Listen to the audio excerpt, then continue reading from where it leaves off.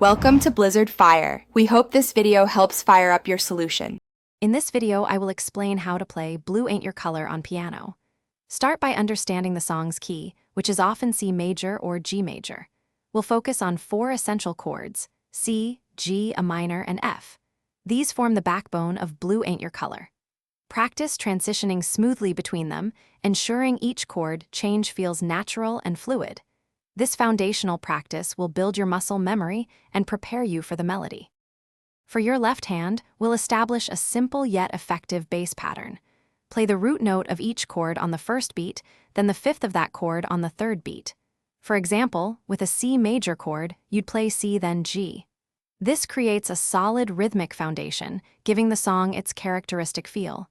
Focus on keeping a steady, even tempo. Now, let's bring in the right hand. You can play the main melody line using single notes, or for a fuller sound, try simple 2-note voicings. Utilize chord inversions to keep your hand movements efficient and close to middle C. This approach helps maintain a smooth, connected sound. Focus on articulating the melody clearly, making it instantly recognizable to listeners. The final step is to combine both hands. Start very slowly, practicing each section until it feels comfortable. A metronome is your best friend here. It will help you develop precise timing and a consistent rhythm.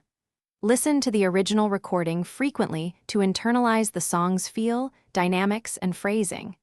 Consistent, focused practice will lead to mastery. Thanks for watching. If you found this helpful, don't forget to like and subscribe.